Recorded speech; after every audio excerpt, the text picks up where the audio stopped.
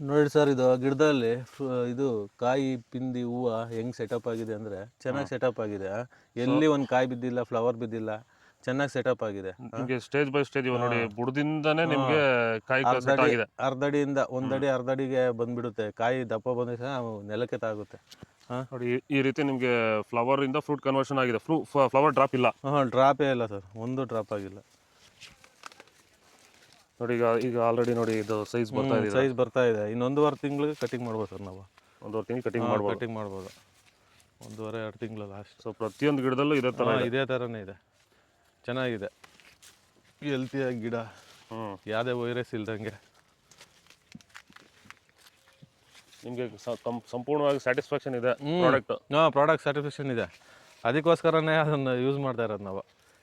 ಇಲ್ಲ ಅಂದರೆ ನಾವು ಸೊ ನೀವು ಬೇರೆ ಏನು ರಾಸಾಯನಿಕ ಸಿಂಪಡಣೆ ಮಾಡೇ ಇಲ್ಲ ಇಲ್ಲಿ? ಮಾಡೇ ಇಲ್ಲ ಬಿಡಿ. ಸ್ಟಾರ್ಟಿಂಗ್ ಇಂದ ಏನು ಯಾವುದೇ ರಾಸಾಯನಿಕ ಕೊಟ್ಟಿಲ್ಲ ನಾವು.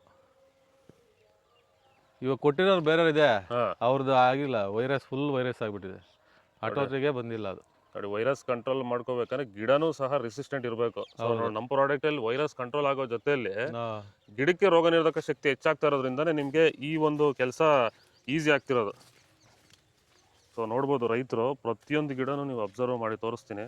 ಸೊ ಫ್ಲವರ್ ಸೆಟಪ್ ಆಗಿದೆ, ಫ್ರೂಟ್ ಸೆಟಪ್ ನೋಡಿ. ಒಂದೇ ಒಂದು ಫ್ರೂಟು ಸಹ ನಿಮಗೆ ಡ್ರಾಪ್ ಇಲ್ಲ, ಫ್ಲವರ್ ಡ್ರಾಪ್ ಇಲ್ಲ. ನೋಡಿ, ಸ್ಟಾರ್ಟಿಂಗ್ ಸ್ಟೇಜಿಂದನೂ ನಿಮಗೆ ಫ್ಲವರ್ ಟು ಫ್ರೂಟ್ ಕನ್ವರ್ಷನ್ ಆಗಿದೆ. ಫ್ಲವರ್ ಸೆಟಪ್ ಚೆನ್ನಾಗಾಗ್ತದೆ, ಹೆಲ್ತಿಯಾಗಿದೆ. ನೋಡಿ, ಲೀವ್ಸು ನೀವು ನೋಡ್ಬೋದು. ಪ್ರತಿಯೊಂದು ಗಿಡದ್ದು ಎಲೆನೂ ನೋಡಿ ನೀವು ಎಷ್ಟು ಹೆಲ್ತಿಯಾಗಿದೆ ಅಂತ.